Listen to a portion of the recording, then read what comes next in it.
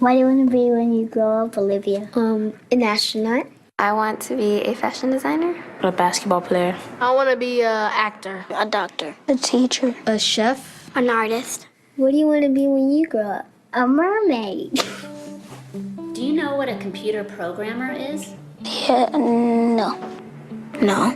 No. I think it's something that has codes and is able to decode a mystery. I think that they... Wait, what?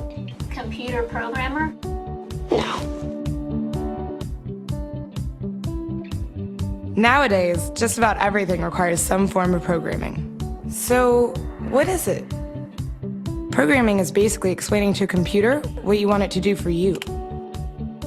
When you're programming, you're teaching possibly the stupidest thing in the entire universe, a computer, how to do something. Programming is one of the only things in the world that you can do where you can sit down and just make something completely new from scratch, you know, whatever you want. It's really not unlike kind of playing an instrument or something, or playing a sport. It starts out being very intimidating, but you kind of get the hang of it over time. Coding is something that can be learned, and I know it can be intimidating. A lot of things are intimidating, but you know, what isn't? A lot of the coding that people do is actually fairly simple. It's more about the process of breaking down problems than, you know, sort of coming up with complicated algorithms as people traditionally think about it. Well, if it's fairly simple, why aren't there more of us doing it? Over the next 10 years, there will be 1.4 million jobs in computer science, and only about 400,000 grads qualified for those jobs. That's a shortage of 1 million people. So, how do you start?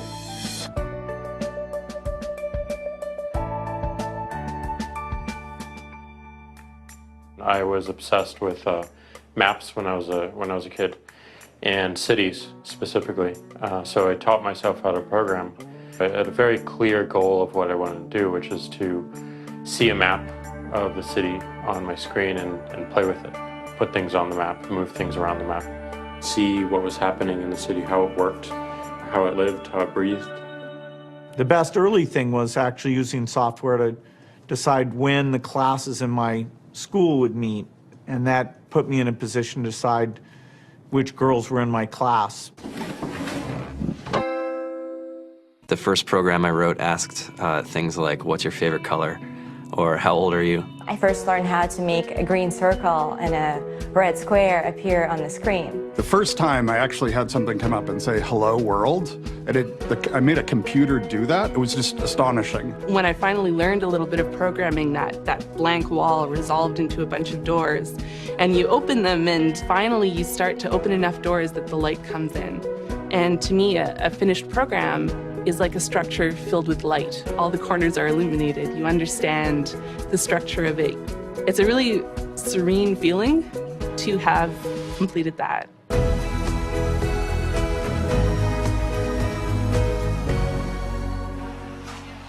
It took me some time to realize that creating things with your hands or creating code, creating programs, is just a different way to express creativity.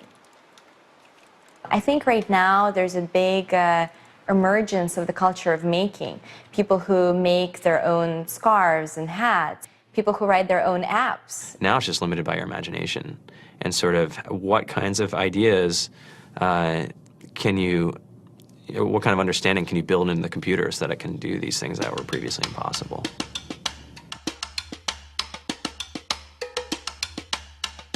All great things are built in teams when you collaborate with other smart people. You're testing your ideas, you're stimulating each other. That's what makes us successful. It's not some flash of brilliance by somebody who then codes 24 hours a day for 3 weeks. It's what happened. The magic happens when we're all on the same page, collaborating and building something together. There's a much greater need in the world for engineers and people who can write code than there will ever be supply. And so we all live these very charmed lives. To get the very best people, we try to make the office as awesome as possible.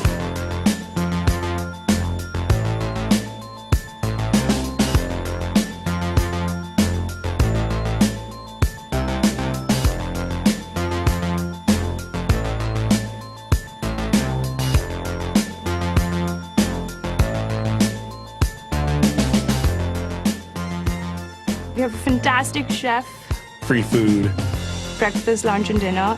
free laundry, snacks, even places to play and video games and scooters. There's all these kind of interesting things around the office and places where people can play or relax or go to think or play music or be creative.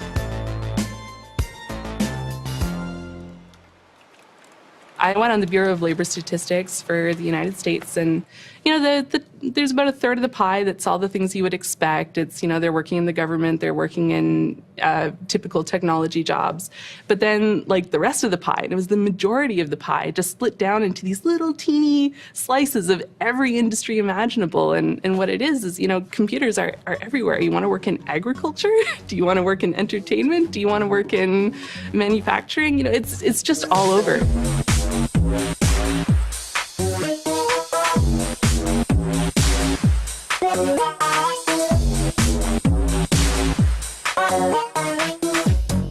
Here we are, 2013.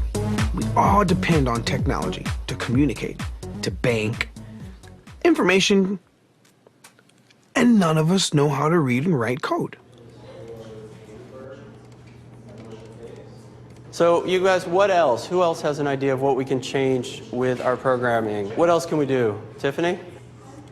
What I saw my students take away from using Scratch and programming in our classroom is that they were willing to push through problems. It really builds critical thinking, it builds problem solving, and it's something that they can then apply to math in the classroom or their reading skills. We integrated science with this programming, and I saw my scores go up 30%. When I was in school, I was in this after-school group called the Whiz Kids. And when people found out, they laughed at me and, all these things. And I'm like, man, I don't care. I think it's cool. And, I'm learning a lot. And some of my friends have jobs. It's important for these kids. It should be mandatory to be a citizen on this planet, to read and write code. I just think you have to start small, right? And I think that's one of the biggest misconceptions about computer science and programming overall is that you have to learn this big body of information before you can do anything. You don't have to be a genius to know how to code. You need to be determined. Addition, subtraction, that's about it. You should probably know your multiplication tables. You don't have to be a genius to code. Do you have to be a genius to read? Do you have to be a genius to do math? No? No? I think if someone had told me that software is really about humanity, that it's really about helping people by using computer technology, it would have changed my outlook a lot earlier. Whether you're trying to make a lot of money or whether you just want to change the world, computer programming is an incredibly empowering skill to learn. To be able to actually come up with an idea and then see it in your hands and then be able to press a button and have it be in millions of people's hands. I think we're the first generation in the world that's really ever had that kind of experience. The programmers of tomorrow are the wizards of the future. You're going to look like you have magic powers compared to everybody else. I think it's amazing. I think it's the closest thing we have to a superpower. Great coders are today's rock stars. That's it.